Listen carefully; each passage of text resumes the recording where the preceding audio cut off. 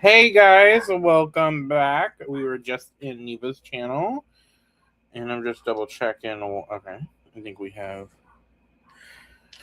starting to get everybody back over here. So let's add them to the stage. But how are you guys doing? Hi, good. Neva's on her way, That's good. I think. I say that like I didn't just dip as soon as possible. Same. Hey Helen. Oh, you just saw the Odyssey. Okay, what are we rating it? What are our thoughts on the Odyssey? And then hello, how are you doing? What are we reading tonight? If we are reading, We're not reading. I feel it. It's one of those nights. The executive decision has been made that we are not reading tonight. I'm going to, because I have the main task for the night is I have to go. What I realized when I went to put dinner away, I have to go save all of the meat that I have in the fridge, because we're getting to the point where if we don't save it in the next couple of days, it will no longer be good. And I bought like several weeks worth of meat for me. So I need to go portion it out and all of that stuff. And that's what's going to happen in the next sprint. And if I don't come back, that's why. Understandable. Okay. Surprisingly, like a 4.5. Okay, that's good. Also got the Trojan horse popcorn bucket. Love that. And then hello. Hello. Yeah, if you guys do not know, we are doing Neva's 24-hour readathon sprints. This is a part 2. Part 1 was on Neva's channel.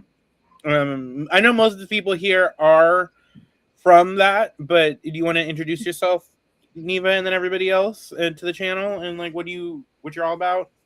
Sure. So I think it's the first time you've been on this channel, I believe. I'm not sure. It might be. I don't know. Because we've done readathons together, but I don't know if I've actually sprinted on your channel. I don't know if you've been on mine or if we've just been on everybody else's. Who knows, right? I'm Neva. My channel is Neva's Cozy Corner, and we do vlogs, we do sprints, we do diamond painting, and once a month we do these fun 24-hour readathons with our friends. Mm-hmm. And occasionally I have children. They're loud in the background. Yeah, I got dogs that are loud in the background, so you're good. At least I'm hoping they listen more than my dog does, because mine doesn't at all. It truly depends on the day. Like you could hear her right now because I have food, and she's like, "Hi, I want some." And then you guys have seen Margaret here before, but Sarah is new to the channel. If you want to introduce yourself. I'm Sarah. My channel is Sarah Y. I read most genres of fiction, but my main ones are romance and thrillers. And I post a lot, usually around 2 videos a week, sometimes more. And I occasionally do sprints, sometimes for Neva's 24 hours.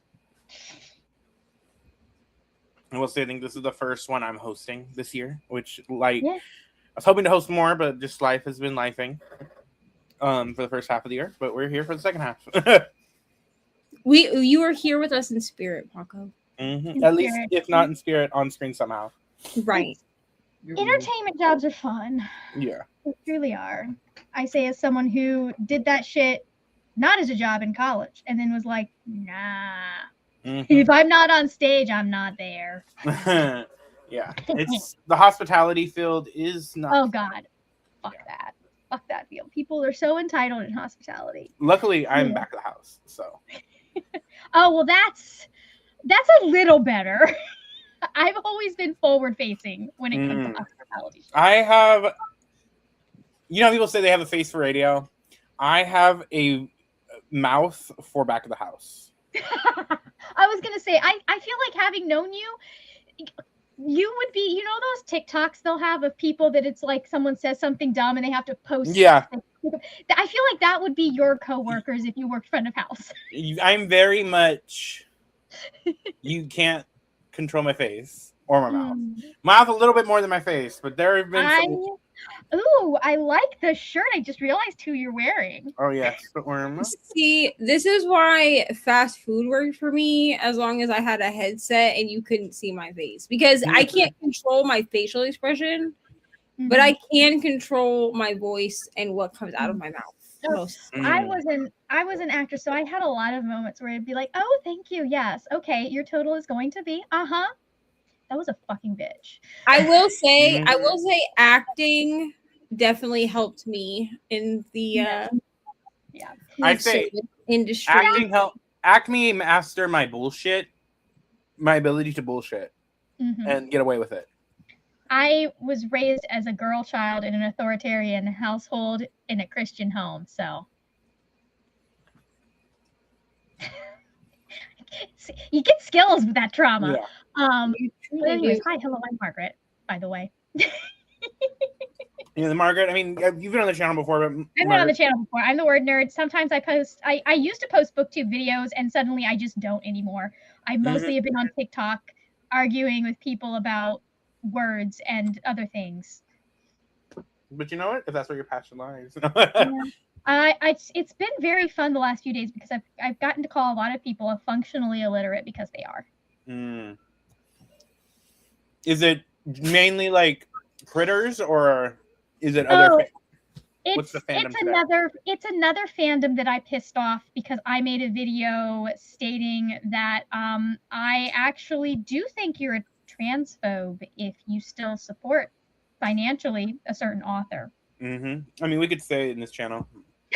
I don't care. I've said it before. Here's the thing: is I don't like saying the name if I don't have to, simply because it does. The algorithm registers that, and it still. So I've got a lot of people that are like, "Oh my god, you're so stupid. That's not how any of this works." And so I've been having to explain how separating the art from the artist actually works.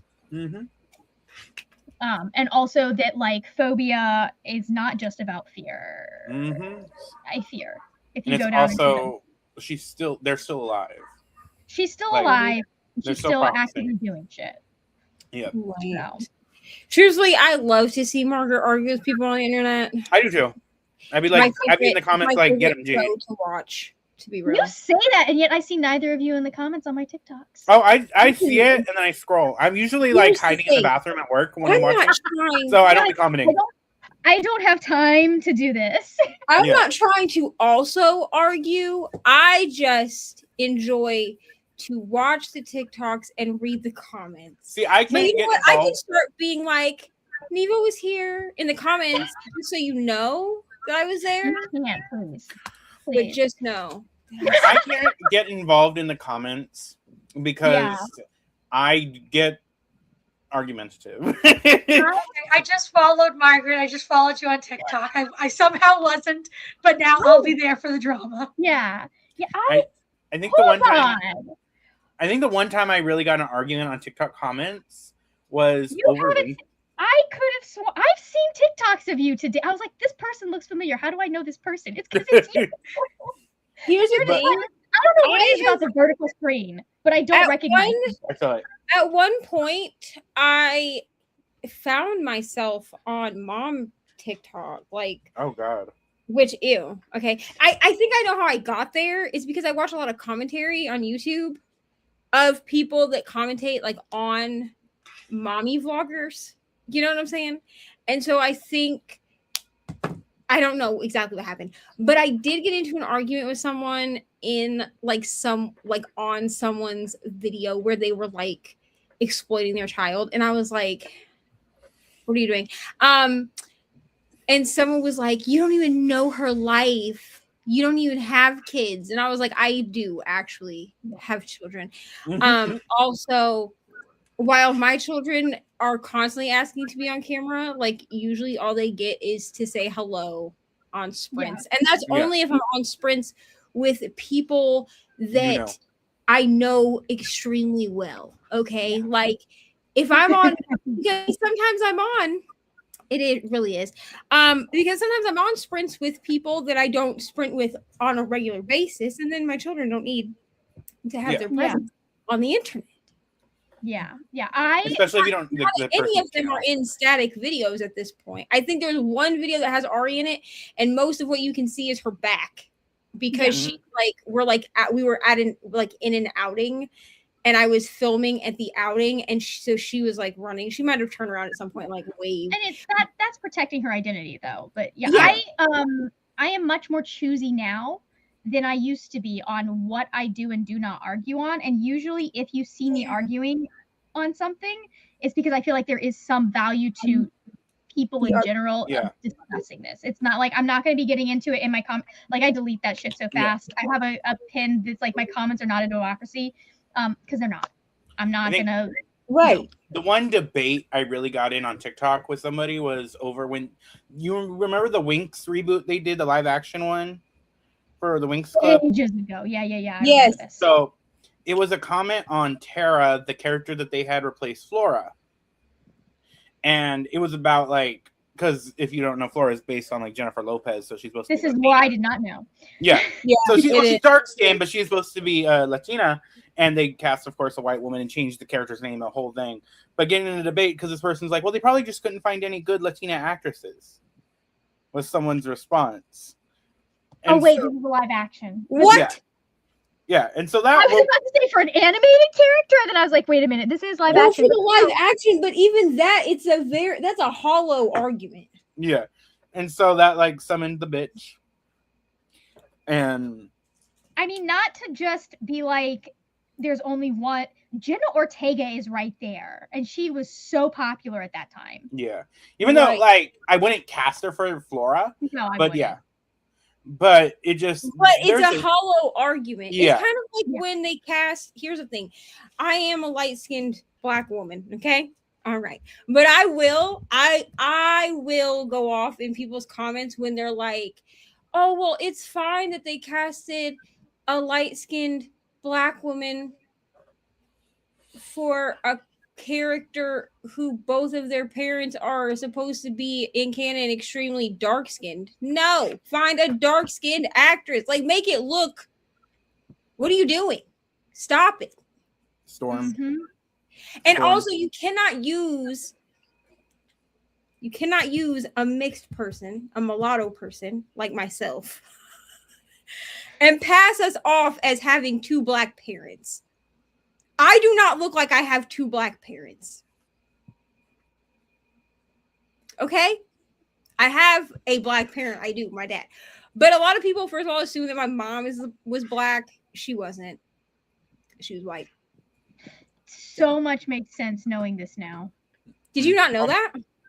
No, I don't think I ever really thought about it. Oh, okay. Well, for everyone who's curious, I am mulatto. I am mixed. Okay, very proud to be.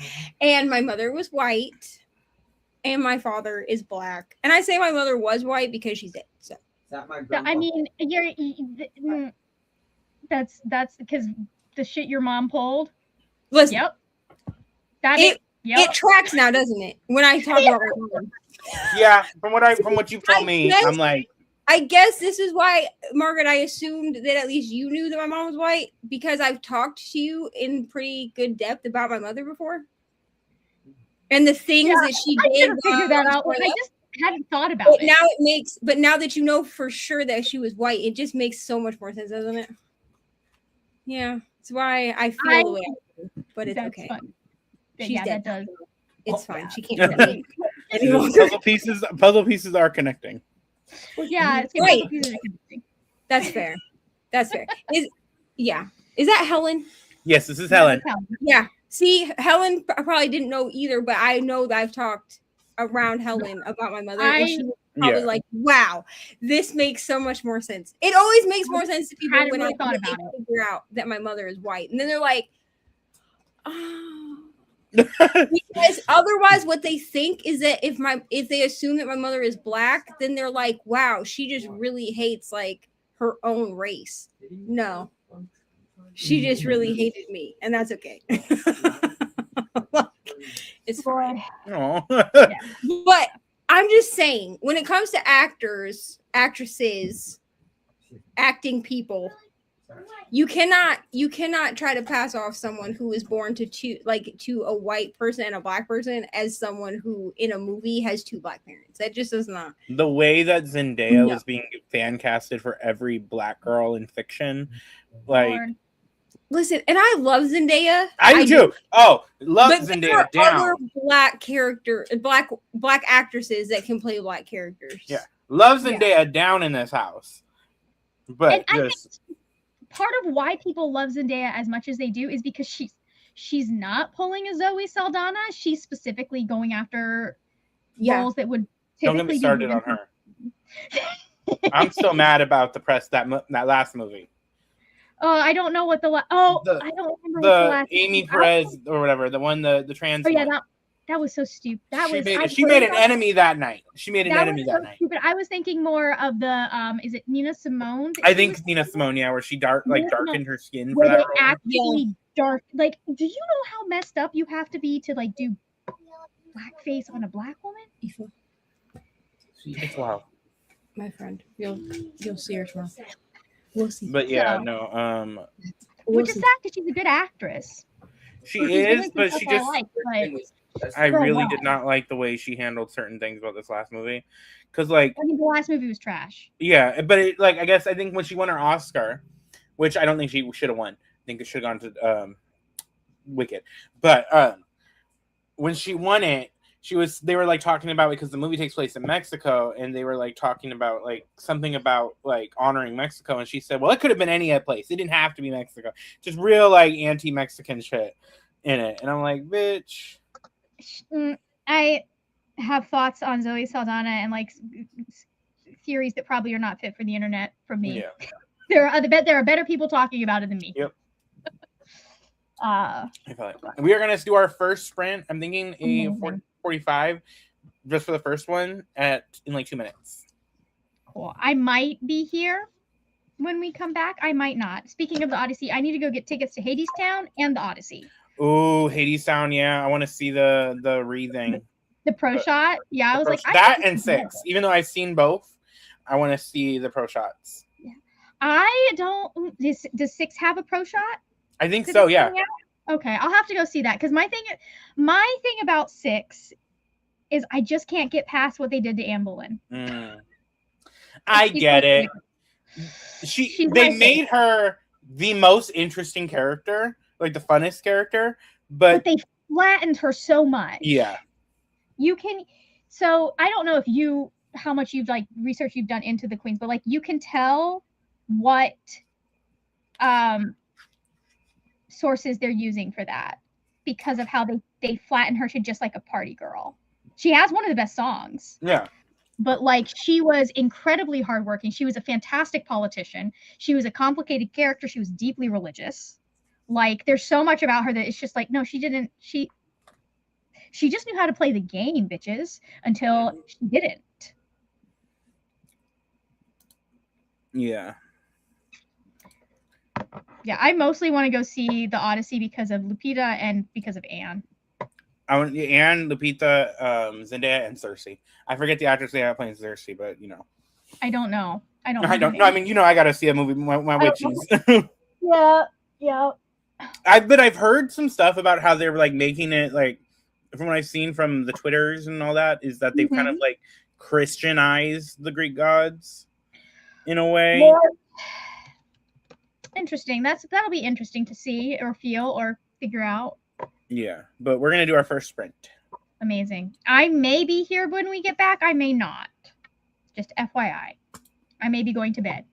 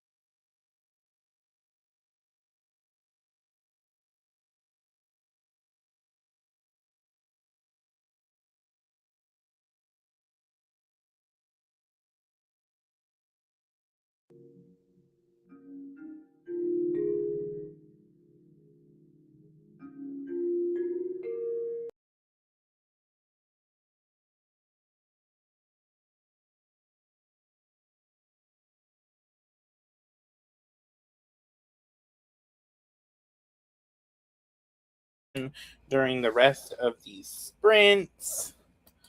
We are going to do another sprint in like 4 minutes, I think, unless what's her name? Neva comes back. Okay, Neva's back. How are you doing? Hello. Sorry.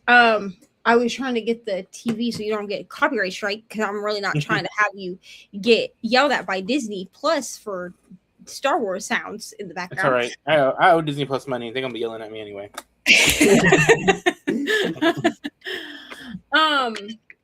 I listened to a little bit more of my book. Mm-hmm. Will I succeed at this challenge for her yet? Probably cannot. I'm probably gonna have to redo it at some point. But you know what? We have faith. Maybe I can do it. Faith, trust, and a little bit of pixie dust. Maybe I can do it. But I did listen to a little bit more of my book. I did talk to my children who are about to go to bed. That's good. And did diamond paint a little bit more. But I'm telling you, like, as cute as this diamond painting is going to be when it's done, this color palette is not it. Like, it's just like green and brown. Like, it's just not like an exciting color palette. You know what I mean? I see that because you had the picture up in your sprint, so I know. Yeah. And it's just like even the specials, like the fairy dust and stuff, are like white and green. Very like earth tone. Yeah. So it's all very like earth tone, which makes sense, you know. It's Grogu. Yeah. It's just not like the funnest thing I've ever diamond painted. I think it's gonna look great once it's done. It's just not like the funnest thing to diamond paint is all. Catch you in the morning. Good night, Hillary. Read to 28%. What are you reading, Helena? I am reading The Assassin's Blade. Nice. This is a reread for you, right? Okay, so hear me out, okay? I explained this earlier, but I think it was before you were on Sprints with us. So Herkyed, which is the hardest reading challenge you'll ever do, if you didn't know what that is. Yeah. I am doing this for the 3rd year in a row. Now I failed it year 1 and 2. Like I started doing it and I was trying to do like the plug and play method. So like I would read books and then try to figure out where they would fit. And then I failed. So this year I spent like half a day plugging in books where they will fit so that I have like a reading plan. You know what I'm saying? Yeah. With extra options in case like I DNF something or whatever. Well, one of the ones this year is it's called Herkyed Mashup. So you have to take a prompt from year 1 and a prompt from year 2 and mush them together. Okay. So I took the 24-hour readathon prompt from year 1. If you don't stop, I'm going to slap the crap out of you. And then I took the series Staircase from year 2. I get at least 3 of the books read, which I do have them on audio and I can listen to them at 2.5 times speed. Like she talks slow enough that like I can keep up with her at 5. So the audiobooks are pretty good. Yeah.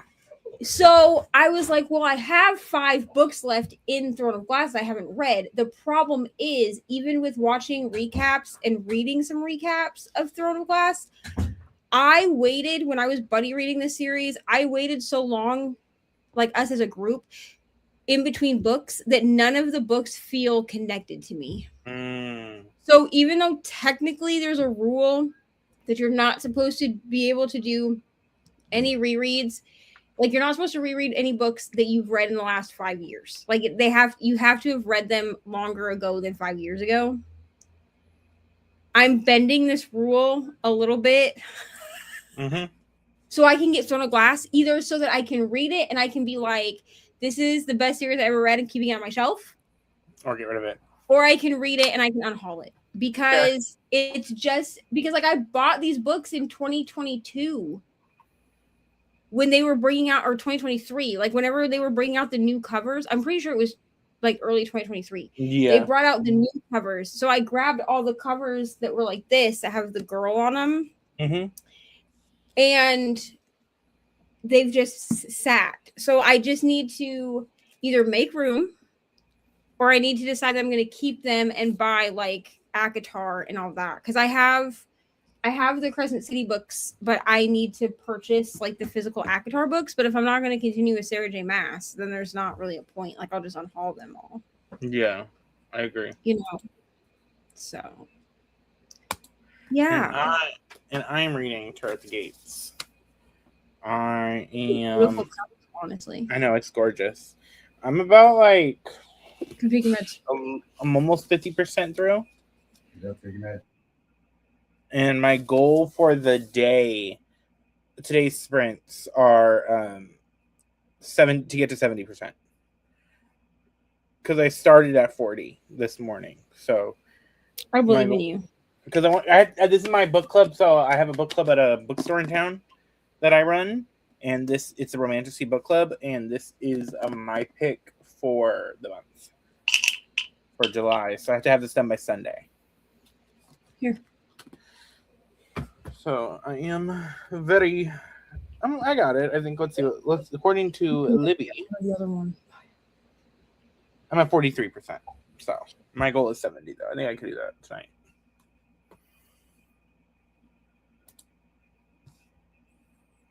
Okay, so you're at 40. Okay, that's good. I'm excited to read that.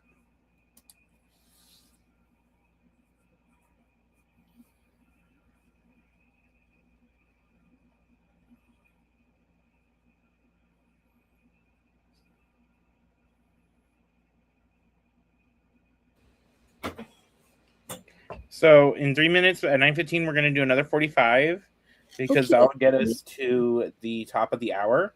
After that, Paco, you want to say goodnight to Paco? Okay, say goodnight. Good night, Paco. Night. Love you, Mom. Ari, do you want to come say goodnight to Paco? Yeah, Mama. I know he's your best friend, and he's finally on sprints. Come on. I was on last month. I just wasn't hosting. That's true. Bye-bye. Say goodnight. Bye. Get the good sleep. Mama's not here yet.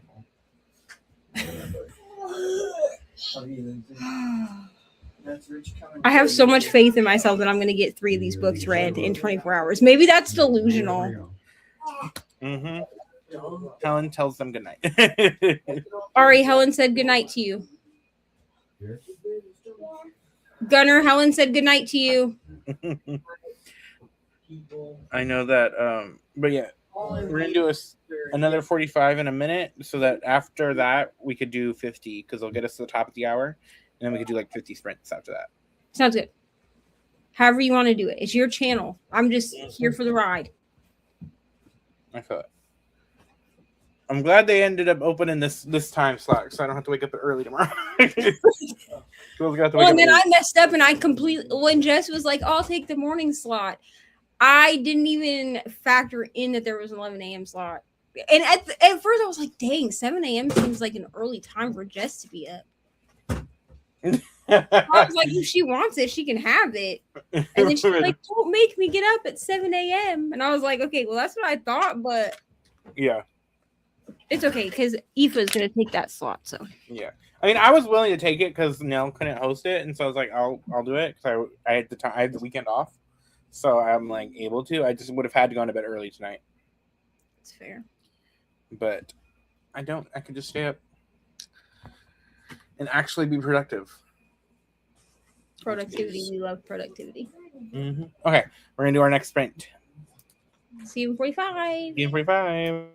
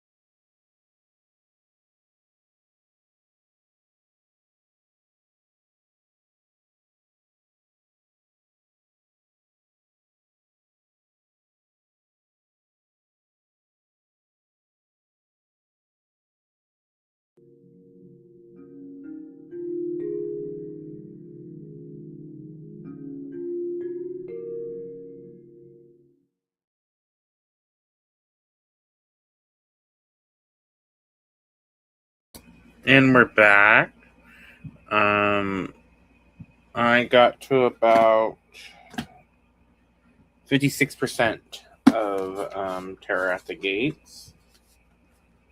So I am getting there slowly. I'm on chapter 13, so I got about like this much.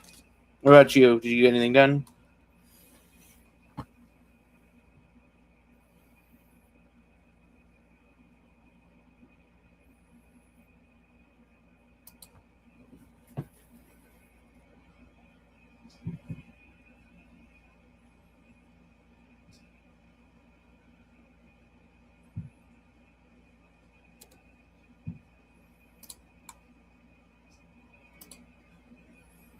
I'm going to just edit the timer because the next sprint we do is going to be 50 minutes.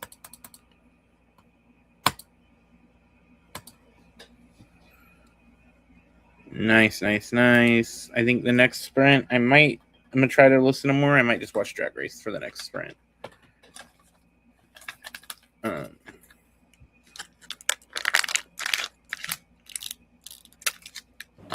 yeah. I was muted. My bad. I'm at 32% of my book. Okay, that's good. Are you liking it at least? Yeah, it's fine. Like I don't know. I'm sort of remembering things as I listen to it, like now that I'm getting further into the book. Yeah. But like when I first started this, I was like, I don't remember reading any of this. Fair. I am enjoying this. It's looking at a 4-star right now. I will say that our male love interest, or MMC, is maybe going to be joining the favorite MMCs clubs. I really like him. I really like our dynamic. So, definitely, it's really good. I'm enjoying this. I'm enjoying this a lot better than last month's book club pick. We read Metal Slinger. So I am enjoying this a lot more than that.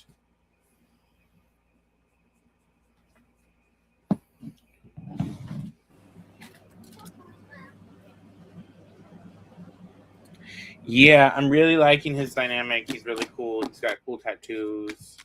But it's mafia vibe. Like he's kind of like a mafioso vibe to him. So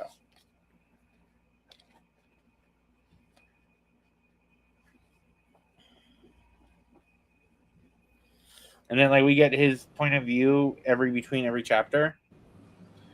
And these are long chapters. But one part that really sold it for me is like she does something and then she leaves and then it's his POV. And his like underling is like, she's gonna be the death of you. And he's like, I know. He's like, I know. Like,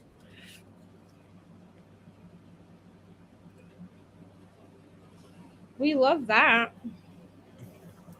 between what you said yesterday and today, I mean, yeah, it's really good. I would say if you are a religious trauma girly, this is gonna be something.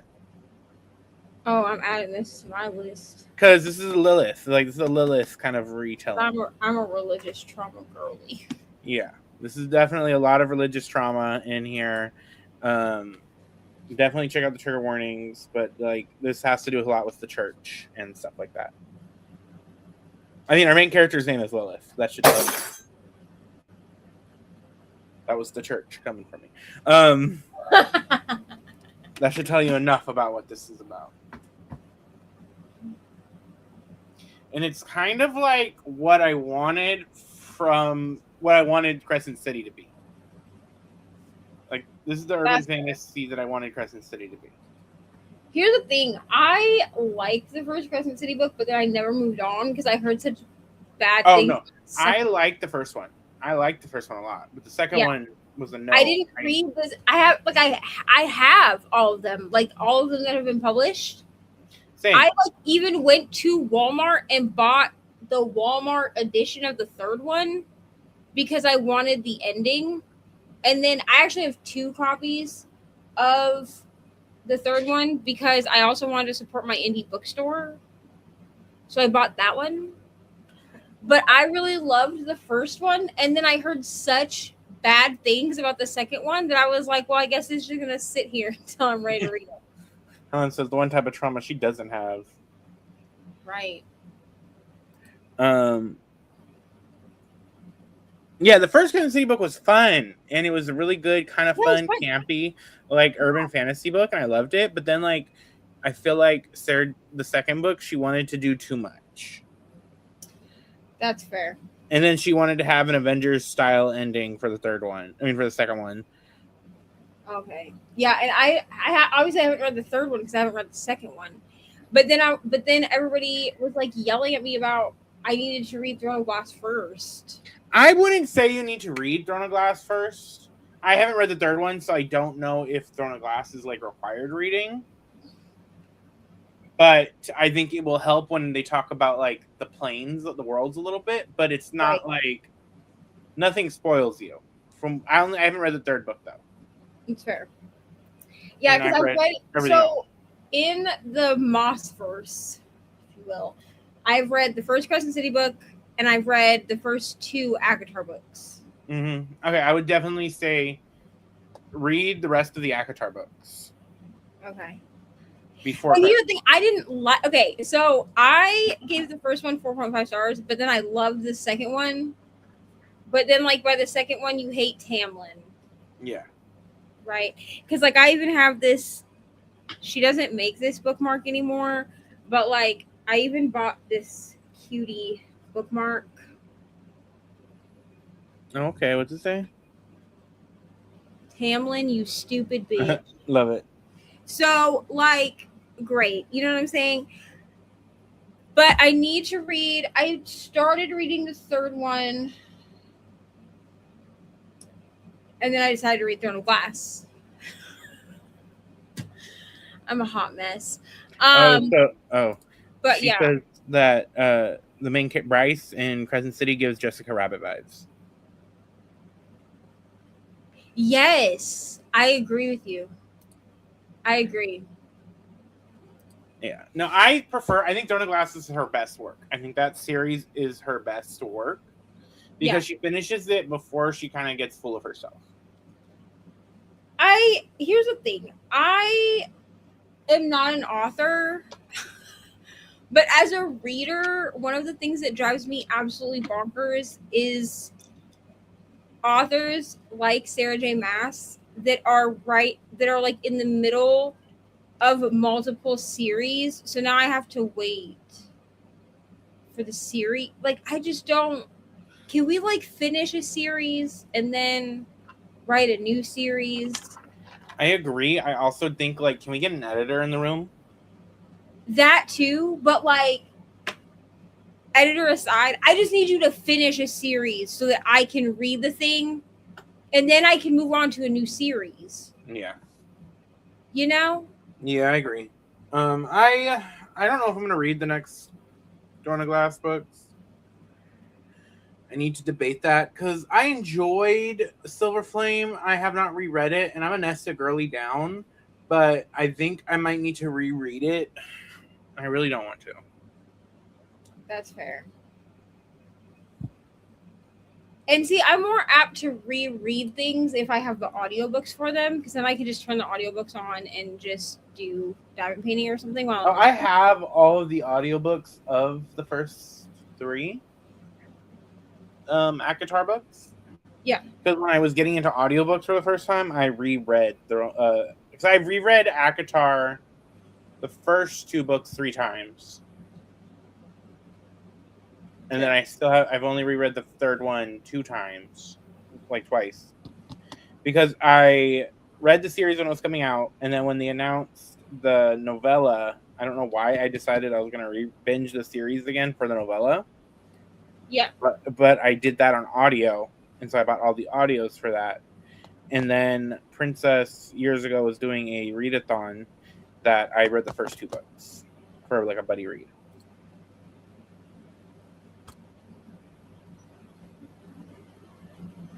They don't, but I mean, it's fun when it's just like if it's done right. Yeah, and I don't need them tied together. I just need you to finish a series so I can, you know what I'm saying? Yeah. I don't like the thing is like I already have such trouble getting through series as it is, like completed series. But I'm way more apt to complete the series if the series is completed. Yeah. Now it's one thing if like I pick up a series while it's being written, right? So like a couple years ago when I read Witsec, that's a like a dark romance thriller series that was actively being worked on while I was reading it. Like I had the first 3 books, but the 4th book hadn't come out yet, right? But finish the series. Like it's one thing if I'm reading it as it's being published, that's okay. But like I need them to like focus on a series, write the series. Yeah. And then like the next series. Helen said it best. It's good when you like have that from the plan, from the Jump Street. Like Cassandra Clare, give her one thing, her series, they're connected in a good way. Like it right. You knew that was from the start. But like Sarah Jane Maas gives me the vibe of like she doesn't have a plan. She's like, oh, this will be cool.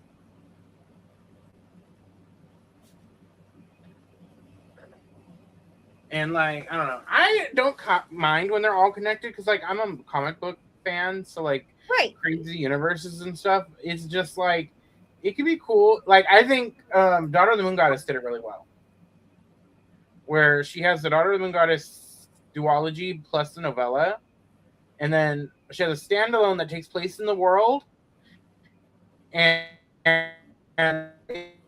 you read Daughter of the Moon Goddess, but like by itself. And okay, I'm back, I think.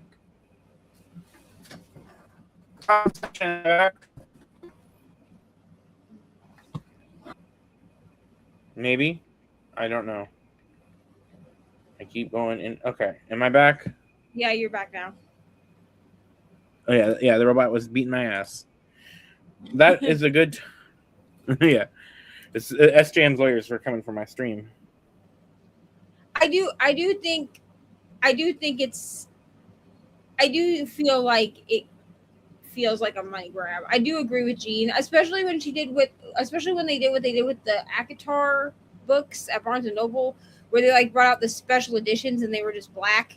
Yeah. Oh, don't get me started on that. What are you doing?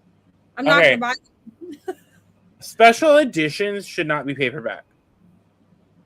I definitely agree with that. Speaking of special editions, I saw like the prettiest edition of Babel, whatever that book is, right? Yeah. At my indie bookstore, and I have to go back and get it. Is it $55 and wrapped? I saw that. I'm good. I only want it because I loved that book. Like I love Babel. No, Babel is one of my favorite books of all time. And my indie bookstore does not always get special editions of things. So when they do, I tend to give them my money because why not? Yeah, the Night Court editions could have been so much cooler, and they really made them black and said, "Here you go." Well, I also hate the redesigned covers. Me too. They do not give ACOTAR. They also did not need to change the colorway because book 1 was red, book 2 was the dark blue, book 3 was green. You did not need to change book 3 to pink like you did. Right. Like, yeah. Now, if they had done the Night Court editions correctly, right? Yeah. Because here's the thing. As much as we hate them, because this author is a TERF, the Boy with the Lightning Scar. Oh, they have the house editions. Editions. Those are good. And I have. You will never see them on my channel because I don't show them. But I have what would have been my house, right? Because the house editions, they did the thing with those. They did those good, and that's the only thing. Collector's items. Yeah. Now, I bought them a long time ago. I didn't buy them recently, and you won't ever see them because they're on a shelf where you can't see when I'm filming. Exactly. It gives very East Asian covers with it, and you can do special edition covers in hardcover. Don't do them in paperback. That's just dumb. But in hardcover that look cool, like that someone is going. I mean, to buy. you could even do them in paperback and make them look nice. Like Right. you could have done like some wing stuff, or like I don't know, like she has plenty that you could have gone off of for Night Court editions. and just plain black. Like it could have been like the black covers with a blue galaxy, like legit night. right. Like, it could have been done really good. But I feel like I could have sent in my own box set to someone who does sprayed edges and get on Canva down and recovers, just get on Canva books, and I could have made that shit myself. Making them all black and then putting the Night Court stamp just wasn't enough. Yeah. And I mean, I still okay. The Throne of Glass redesigns I don't like, but I don't hate. Like, okay, I get the vibe. I don't love them, which is why I jumped on the other ones. Yeah, I prefer the original ones, even though I have like Fake Rate edition covers for my set. But I don't hate the new ones. Like, I don't hate them. I just don't love them. But I despise the Throne of Glass redesigns. And then also, that's what I don't like about the Sarah J. Maas fandom is they are a bunch of ass kissers, because when those covers came out, they were all kissing her ass, being like they're gorgeous. You have got to be kidding me. They're some of the most hideous things I've ever seen. Oh, the Akatar ones? Yeah. Yeah, they're terrible. And then also, it's the ugly ones are the gray, because they have the, like, what, you have the full color one, and then you have the gray, like, hardcover ones. Yeah. Hideous. They're hideous. They're sorry. They're I'm not sorry. They're not good. Yeah, Helen, I had got them, like, I guess right before everything came out, and then I never showed them. Like, they've never been shown on my channel because everything came out, like, right after I got them. Exactly. Like, you could have done a cool, like, crescent moon thing for it. For, like, one book, like, moon phases, like, on it or something. Right.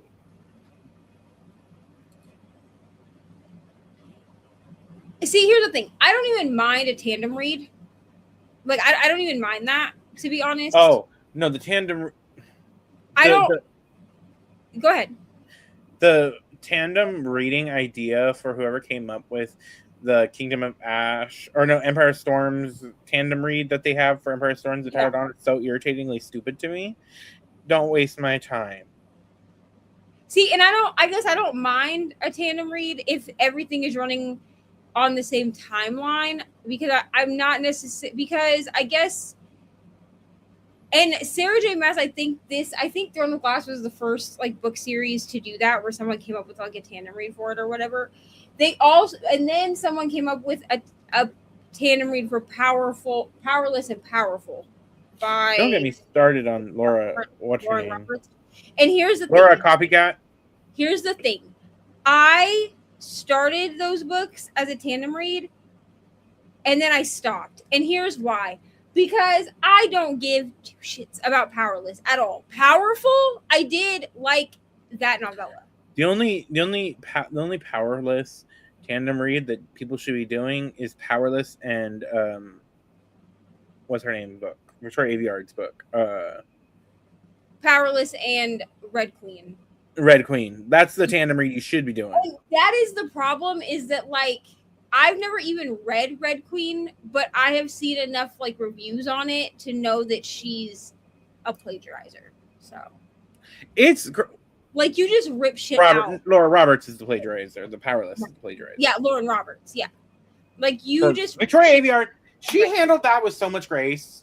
She really and did. It's not even Lauren Roberts' fault from the fans, because it's not like I don't think she sent them after her.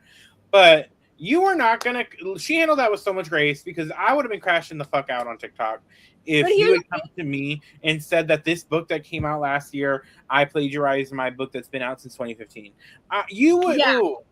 And but here's my issue with the way that Lauren Roberts handled it, is she didn't. Yeah, she hasn't handled it. She didn't do anything. So, like, it like, maybe she didn't send the fans after Victoria Aveyard, but you also didn't stop anybody. So I have Exactly. a problem with you because you didn't stop anybody. And how is it that Red Queen has just been stalled as far as an adaptation, but we're getting a powerless The adaptation? fact that there's powerless merch at Box Absolutely. Lunch drives me fucking crazy. Like, I would be fighting up a storm because you would got me fucked up if I was Victoria Aveyard. She's handling that with so much care, so much grace. Because I didn't even like Red Queen like that. I read the first book and I couldn't get into the second book, and it just wasn't vibing with me. I'm not saying it was a bad book; it just wasn't vibing with me. It wasn't for you. Yeah. Yeah, and younger Paco would have ate that up. When I read it, didn't care for it. But that's just my opinion on it. And I'm really excited for Tempest. Yeah. I need to read Red Queen, I think. Yeah. I have not read Powerless, and part of me really is not going to. I don't recommend it. I'm actually Also going to unhaul the books that I have. I have the first book, I have Powerless, Powerful, and Reckless. I have all of them. That book I don't have the fourth one, but I do have the first 2 full-length novels and the first novella, and I'm going to unhaul them because I was bored, and I also don't care, and also I've seen enough about how it's been ripped straight from Red Queen. I'd rather just read Red Queen. Yeah, and it's just like it also came out of nowhere. It got really popular really quick. Yeah, like Fourth Wing, when it got popular, I remember hearing about it when it came out, and it had buzz when it was coming out, and then it got popular. Right. But the other thing is that there are people that have picked apart Reckless specifically and have said that it appears that there is AI in it. Powerless merch where at Box Lunch. It's basically like a Hot Topic, but like not as like goth, not goth, but like emo teen. It's like it's a Hot Topic, but not as alternative. Yeah, I would say Hot Topic is like for the nerdy like goth teen, and Box Lunch is when they're an adult. Yeah, because it's got like toasters and like stuff like that, like house decor. Yeah, because I think it's the same company. Yes, same company. And it's just like, oh, you grew up. Here's a different store for you. Yeah, and I mean, I love Box Lunch Down, but I lost my train of thought. I was going to talk about. We're talking about Powerless.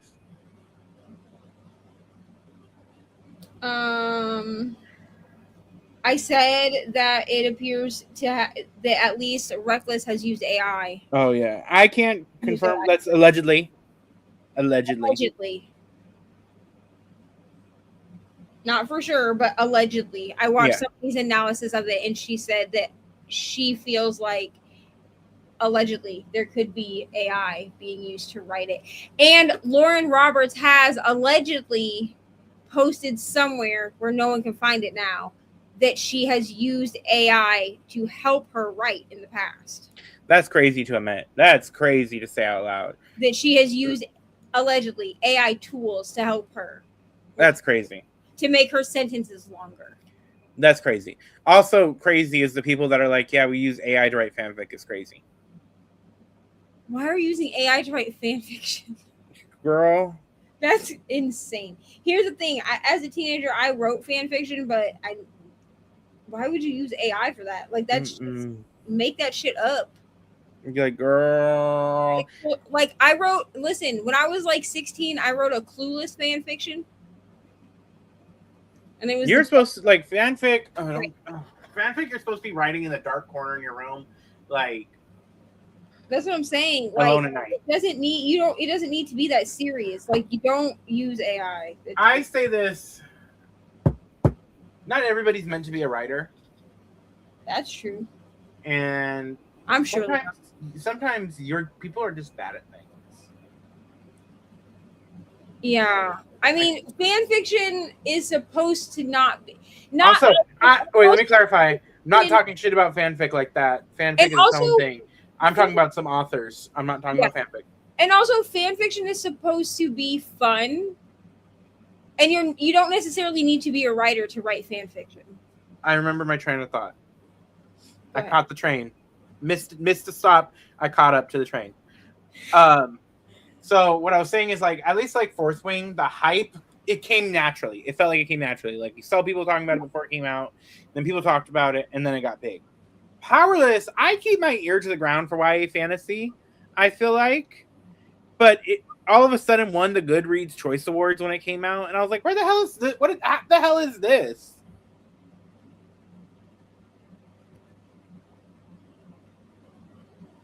Yeah, I agree. Because here's the thing: is Rebecca Yarros was also already known in the romance genre. Yeah. For her romance books. I knew who because when Fourth Wing was announced and the hype around Fourth Wing started, I was like, doesn't this woman write like adult romance books about men in uniform? Which I was not going to read that because I don't like men in uniform. I'm not going to read about a police officer or like a military man. You know what I'm saying? Like, unless it's like a historical fiction, that's a little bit different. But Rebecca Yarros's version of romance, I'm not going to read that. But at least, like, there was, like you said, an organic buildup for Fourth Wing. I felt like we never had heard about Lauren Roberts in Powerless, and then all of a sudden, and then it felt like 3 books were out. Right. And I was like, what is this? Like, I don't even remember seeing it on social media the first time. Exactly. I walked into my Walmart and went and looked in the book section, and I was like, what is this? And then all of a sudden it started showing up on my Instagram. It was like, I didn't see it until like it won the Goodreads Choice Awards. I think me and Helen were on call when it won, and I was like, what the hell is this? Yeah, not to mention some of the dedication some AO3 authors do that, like, I almost died, but anyway, here's 5 chapters. You know, if you get a fanfic and you read the first couple lines and it's like, hey, I am in school, I have like 3 exams due, English isn't my first language, and I'm missing a leg. You know that chapter's about to eat. It's gonna be that's about to be some of the best in your life. Here's the other thing. I need fan fiction to stop becoming actual novels. Yeah, TradPub, yeah. Because fanfic authors can, no issue with that, do you? But like taking actual fanfics is crazy. I read a fan fiction that then became a TradPub. And I read the fan fiction before it became a TradPub. And then I was like, you know what? I waited like 16 weeks or some crazy amount of time for the actual TradPub from the library. Because that was the thing, is I wasn't going to buy it. Okay, there's some that are good. I really like Julie Soto. And I think it's her love song one. Yeah, it was not. That one's good. That's a really cute romance. And that was a fanfic. And here's the thing also, is that I think that there is a difference between... Okay, so we've had fan fiction. We've had books that were originally fan fiction that have been TradPubbed. Okay? Like Alchemized. And that's what I'm talking about. So that one is the one I read the fan fiction originally. Manacled, I think, right? I liked it. Yeah, I liked it, honestly. I mean, it's heavy, but I liked it, right? I got Alchemized from the library because I wasn't going to buy it. That was the whole thing. And honestly, did not like it. Because to me, what it felt like was all they did was they took the fan fiction and they just changed the names. And my issue is not fan fiction authors becoming TradPubbed authors. That's not my issue. And there are popular books and series that were originally fan fiction, or they were originally fan fiction that were then trad published, but they were changed enough before being trad published to to be their own thing. So like the Love Hypothesis started as a fan fiction. That's what that was. It was a Star Wars fan fiction, right? What is that one terrible BDSM book? 50 Shades of Grey. That 50 Shades of Grey originally Twilight fan fiction, right? But 50 Shades, as terrible as it is for the BDSM community, those books, if you didn't know they were Twilight fan fiction, I didn't stood on their own. I didn't know they were Twilight fanfic till later. I never read the books, never saw the movies. Have a Vendetta because they took what's his name out of Once Upon a Time. But That's fair. Yeah, Love Hypothesis. Sheriff Graham was he could. And here's the thing: is that the That Love man. Hypothesis, I feel like if you didn't know that was Kylo Ren fan fiction, it also stands on its own. Like it could be its own. Like she could. Also, Kylo Ren authors are always at the scene of the crime. That's true. But you know what I'm saying? Mm-hmm. Like she could out. Like I don't love her books, but she could have written the Love Hypothesis and us not know that it was Kylo Ren. Yeah. And it would have stood on its own. My issue is that, especially that we seem to be traditionally publishing. It's because the publishers are lazy and they just want to get a quick grab. And it's weird to me. It's also in the same conversation, the way that these publishers are picking up indie books or self-pub books. Yeah. And publishing them, and then my issue is not that they're getting published, but they're not putting the dedicated work to it. Of like they're doing it to like fast it out, right? To get it out quicker. Yeah. Because honestly, like the indie authors that I have followed for like the longest time, like Emily McIntyre. She wrote a lot of books before, like, you know, quite a few books. She had, I think, 2 full. Yeah, because she was on her second series before she was picked up traditionally. Also, and the Never After series is what got her picked up traditionally when she was about halfway through it. And then they trad pubbed her Sugar Lake series as well. Like they picked that up and like changed the covers and stuff. Also, major disclaimer for this channel, not talking about any book authors of color when I'm complaining about these authors, or if you hear me complain about indie or self-pub authors. Never complain for authors of color because they have 10 times more barriers than other authors. Then, yeah. So just gotta clarify, because I got a lot of people watching here from you. They don't know me. I gotta clarify that. But no, I don't. But I just don't feel like we need to continue to. Now, I understand that every book, all works come from some kind of inspiration. Okay. Yeah, I mean, nothing is original. I don't care if it started as like you writing it in your. Because I remember the other day, my brother and I were looking for books for Herkyed.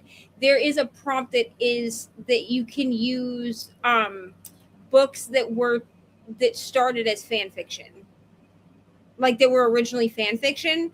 And so he was looking up different ones and he's like, oh, this one was based off Percy Jackson, this one was based off of whatever, right? And there's a lot of them that the author has said, like, yeah, originally this started as like a fan fiction of whatever. Well, it's like in the music. I just need you to change it when it gets. If you're going to publish it, I need it to change enough that it would be able to stand on its own. Yeah, and I mean, it's like in the music industry, you have artists that are up and coming now that they don't copy their like icons, but you could tell that they are clearly like inspired by their people. Right. I said they're always at the scene of the crime. I didn't say they were always the person involved, but they're just always there. They're just always there. Also, I do want to like one day get in a discussion with like a full like fanfic person about the big 3, or I think like fanfic to public book, like to like published book trio of Raylo, Zutara, and Dramini. Because these 3 are basically the same but different fonts. Okay, which ones again? Dramini and who else? Dramini is Zutara from Avatar. Zuko and Katara. Okay. And then Raylo, which is the Star Wars ship. They're all the same. They're all the same, but different. Different fonts. Yeah, they're all different. I think it just depends on which fandom you prefer. Yeah. as a person who reads fan fiction in the dark corners of my room, I just feel like it really depends on like which of the fandoms you grew up in, Yeah. and or two grew up in and prefer, because you could have grown up in all three, or you could have been exposed to all three. Because if I'm honest, like as a teenager, I definitely read the most fan fiction in like the HP world and then like the Twilight world. Yeah. But that's just because those were what I was into at the time. And I mean, I feel like they're the same. All three are similar to me, and I'm not saying there's anything like. I'm more interested in the similarities because I mean, these are all like enemies to lovers, and some form of racism with like the Hermione one, like fictional racism, of course, and then like it's just interesting. It is interesting, yeah. And they're always like, we say Raylo authors or whatever are always at the scene of the crime, but honestly, I would say any of those three authors are at the scene of the crime. And we are joined by Courtney. And I think we're going to do another sprint because it's 10:36. We're going to do a 50-minute sprint. Because what time is it for you? It is 37 minutes after midnight. And I'm trying to think, because I think if I did the math correctly, 12 o'clock my time is the next sprints, right? Right, because you're 2 hours behind me, right? Yeah. Yeah, so it's going to be midnight your time because it starts at 2 a.m. my time. Oh, yeah, midnight. 2 a.m. Eastern. So, yeah, we're going to do one more. We're going to do another sprint, another 50. And that should take us to 11:20 something. And then we might do a short sprint so that we have time to go to the next, hand off the next sprints. Because we want to make sure everybody's rested and alive. Right. Okay. And actually, I'm gonna make this an hour sprint so Neva can maybe actually get some rest. I know it's only 10 more minutes, but that way she's not, talked out. Because I think if we do that, that will be 11:30, and then we could do like a small 15 or something like that. Yep. Okay. Helen is going to be heading out because it is late here. But I will see y'all in an hour.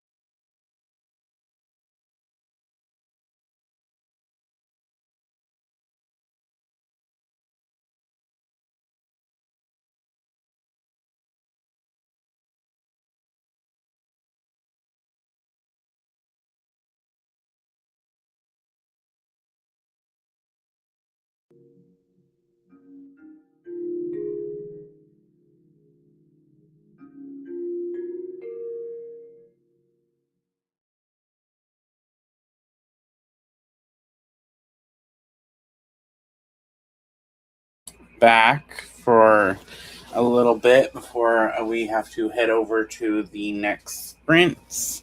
But how did you do? I am almost done with my book. I'm at like 75%. Oh, that's good. So Thoughts? hopefully I should finish it in the next little while. And then I can move on to the next book. And that is, which one are you doing next? So right now I'm doing Assassin's Blade, so then I'll do Throne of Glass. Okay.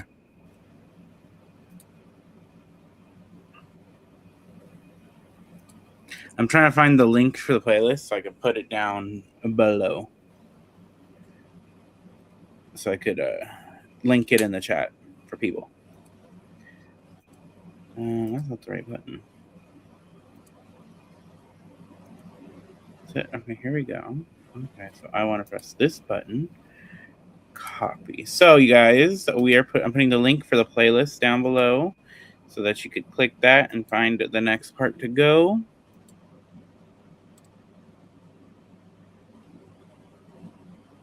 That is the link. And the next person is on the YouTube channel only for a page.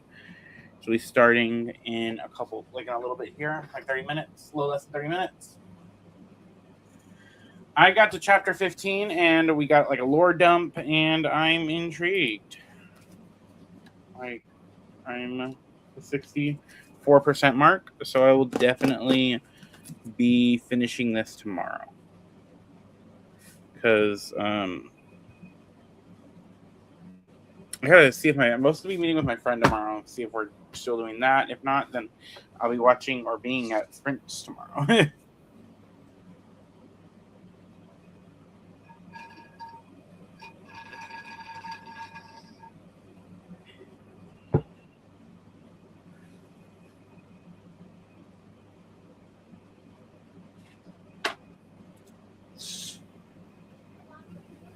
But we have about 20 minutes, so I don't know.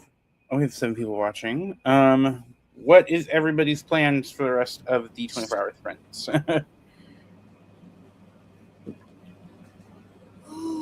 I might have to switch out this diamond painting. I'm not gonna lie, because this color palette, It's killing it. I hate it. Okay, I hate this color palette. Honestly, out of all like 8 diamond, I have like 6 diamond paintings kitted up. This one, and then the one I'm doing for my dad, which is smaller, but it's like a soldier. It's my dad's ex-military. They're like the worst color palettes, but luckily they're both round drill canvases, so they take me less time. How much do you got left of that one you're doing now? This one, let me find the little. Okay, so here's a little picture of it. I am like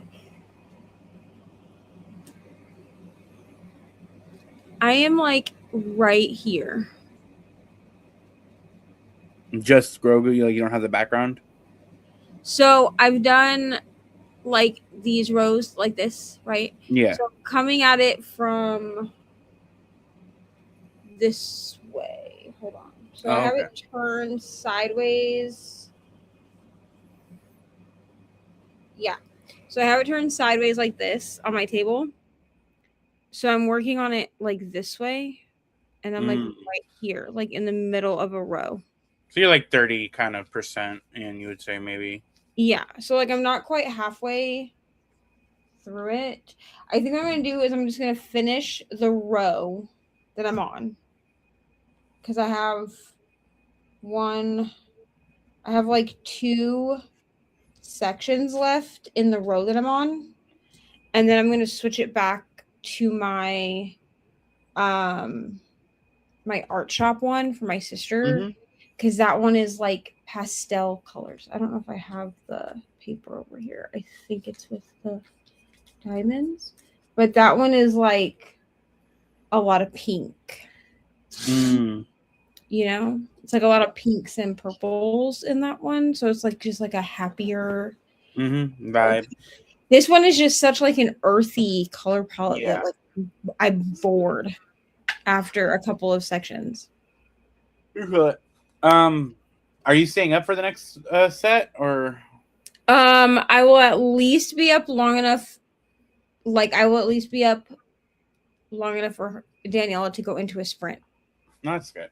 I try to at least show up like at the beginning or at the end of her Yeah, just make an sprints. appearance. So at least like I've kind of touched everyone's sprints. You know what I mean? I haven't touched a deep diamond painting in a DP in a few weeks, even though I kitted up a new one that I haven't started. Def miss it. I feel that. I have never diamond painted, and I don't think that's for me. All power to you, just not my zhuzh. I am going to be starting a like creative. I bought a bullet journal from Notebook Therapy.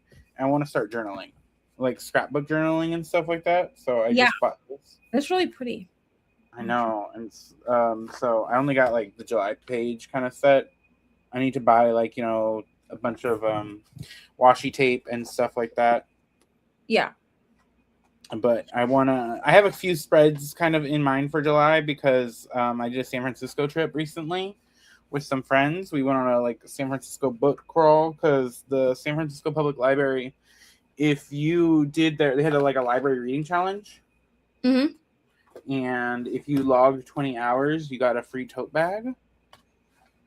And this was fun.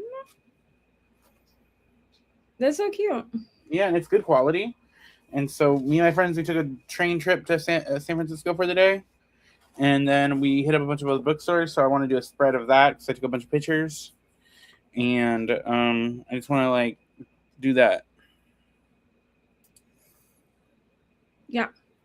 Yeah, diamond painting is like not for everyone. Yeah. I definitely will say that because like it is tedious. Okay. Yeah. Like it's not, and I diamond paint while I'm like watching TV or listening to an audiobook. I do a lot of diamond painting while I'm listening to audiobooks because it gives my hands something to do, but I can concentrate on the book. Yeah, no, I feel that. I like playing like mobile app games when I listen to audiobooks. The one I'm currently obsessed with, which I might do a spread in my journal for this month, is Cookie Run Kingdom. Is what I've been obsessed with. But you can't really listen to an audiobook while playing that one because that one has like audio cast to it. Right. And so I can't listen to an audiobook for that. But like I will do paint by numbers sometimes. Yeah. Or I've been obsessed with this Disney game. It's Disney Bitmoji. So it's like Bejeweled. Oh yeah. I know what game you're talking about. That one. Ooh, when I play that, I be getting all those points. Yeah. I have like a word solitaire game where you like sort the cards. Like you have word categories and you sort the cards into that on my iPad. And I'll play that a lot while I'm audiobooking, or I will play I'm trying to think what they're even called. Airplane Chefs. I will play that one. That's like a cooking game. Because because once you know how to make everything, it's like just muscle memory. Yeah. But I'll do that or I diamond paint a lot while I'm audiobooking. I have this one YouTuber I follow. They're like an artsy channel. Yeah. I don't know if you know like the what are they called? The animator. They're like storytime animator communities, like Jaden Animation and them like that. It's Imarichu. She has like a new channel, new relative because it's a couple years old now, but it's her and her boyfriend. They do like a traditional art, and they did one diamond painting episode. Yeah. And they hated it, but when I saw diamond painting, I instantly thought of you. Yeah. And the thing is this, like, it seems that a lot of the like hobby channels will be like trying a new hobby for a day, and then they pick diamond painting, and a lot of them don't end up liking it. But I think that in order to like diamond painting, you have to be okay with it being tedious. Yeah. And because that seems to be what people don't like about it, is that it is just sticking gems down because it is very like paint by number or counted cross stitch adjacent. Yeah. Because like the colors, the DMC is based off of cross stitch. So I cross stitched back in the day, but I don't do counted cross stitch anymore because I can't listen to an audiobook and count. And with counted cross stitch, you have to count. Now they do have printed cross stitch where like it has the picture printed on there and then you have to just do it that way. I never got into printed cross stitch. I've always only done counted cross stitch. So in like 2021, I found out about diamond painting, but I also had a 3-year-old at that time. So I was like, absolutely not. Like she's gonna eat the gems. Yeah. You know what I'm saying? Like not because she would do it on purpose, but because she was She's a kid. Yeah. And so I waited until 2023 to really get into diamond painting. And I just haven't really looked back since then. But I think you have to be okay with it being tedious. I feel it. Why would I? Children, They don't look like candy. I understand. They're hard as a rock. But 3-year-olds put everything in their mouth. It's better to be safe than Put sorry. everything in their mouth. And at that time, dude, Avery does not put everything. he definitely does. Yes, he does. Lay down. But yeah, I think that's just, it's also about, I think with diamond painting, you have to find art You're that you right. like. Yeah. And if you can't find, and so a lot of people don't want to do it because they can't find art that they really like. And it is also, if you're doing only licensed artwork like I do, because I want, you know, our artists to be paid for their work, it can be more expensive. And I've heard that like AI has kind of snuck its way in there. Yeah, and you do have to pay attention to that because even places like Diamond Art Club are pushing AI artwork. I'm glad that I know what to look for in artwork to kind of figure out if it's AI or not. You know? Because they're not really subtle about it in the diamond painting community. Like you can look at it and know that it's AI. Yeah. So, but yeah, but I do like doing, I do prefer to do licensed artwork. So I don't buy a lot on like Amazon or anything like that, unless it is Diamond Art Club, like their storefront on Amazon. Then I will. But yeah, I like it, but I also understand why other people would not like it. But it's good. That's why I'm like trying to get back into journaling. So I had a bullet journal a couple years, like a bookish bullet journal. Yeah. A reading journal a couple years back, like 2020. Like let me go find it. It's somewhere here. Let me get up real quick.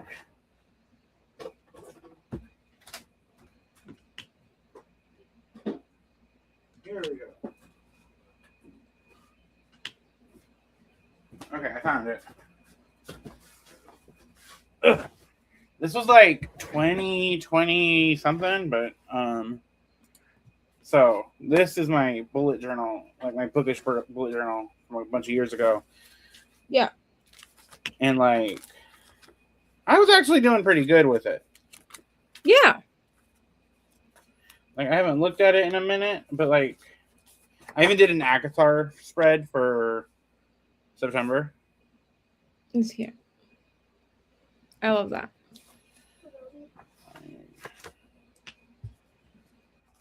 Yeah, I haven't looked at this in a minute.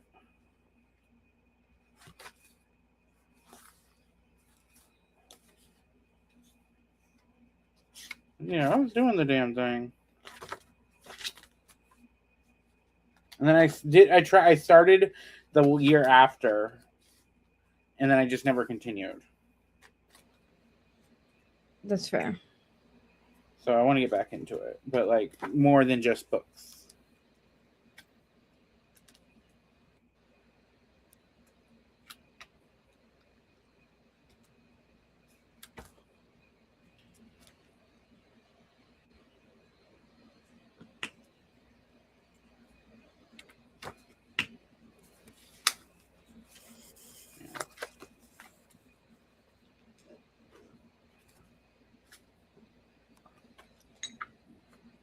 No, 2023 is the year I did it.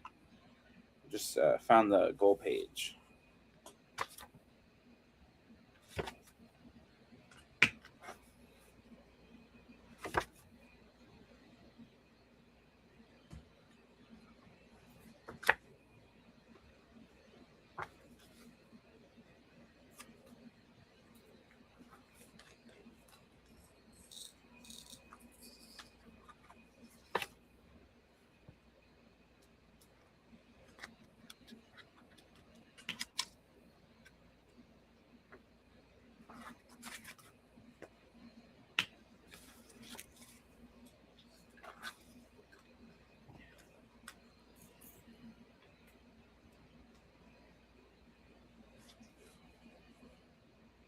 I only have not read 2 books on this. Sorry, I'm like now fully looking at it.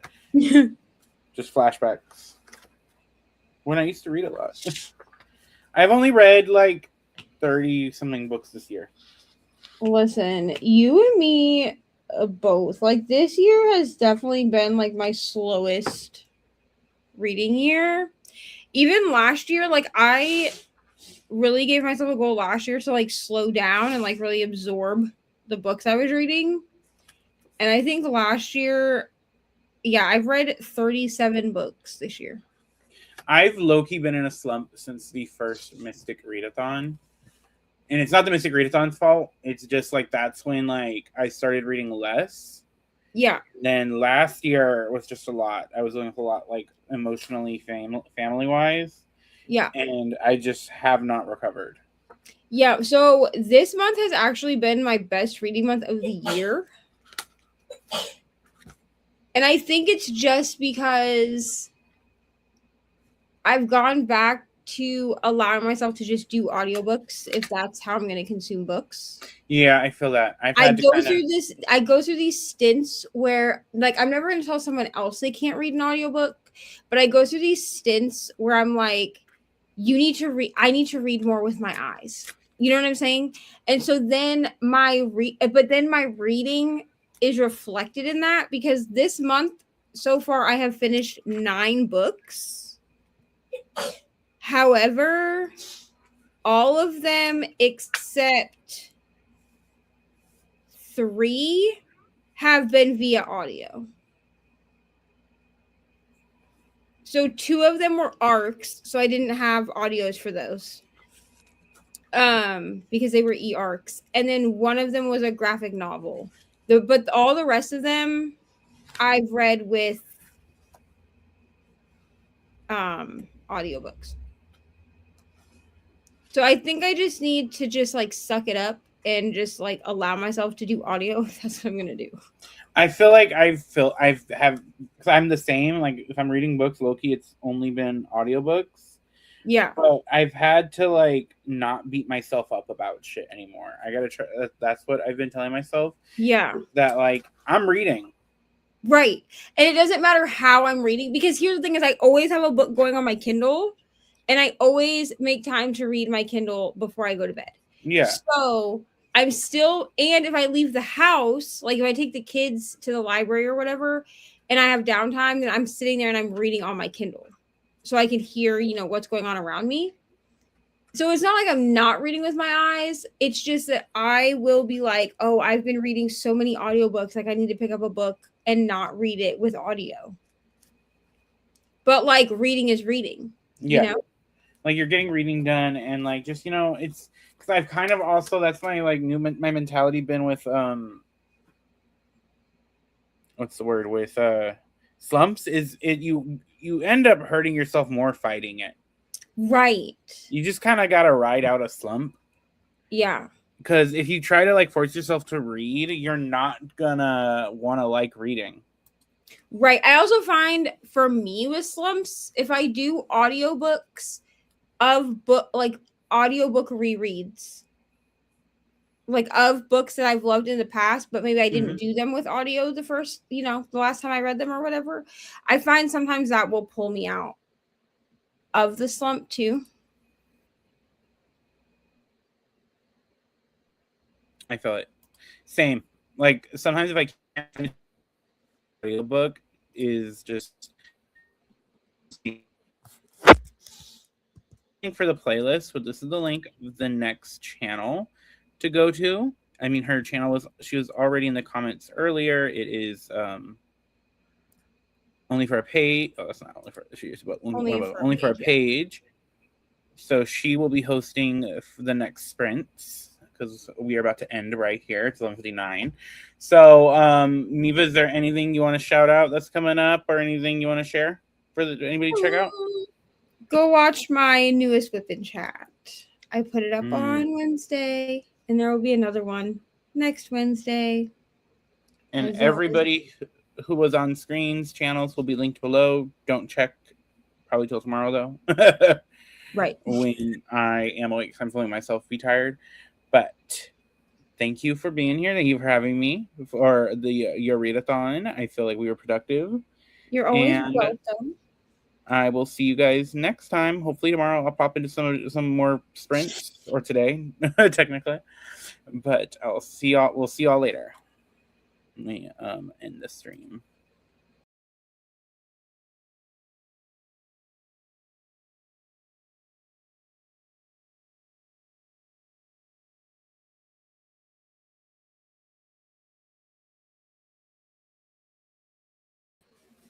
All right. I will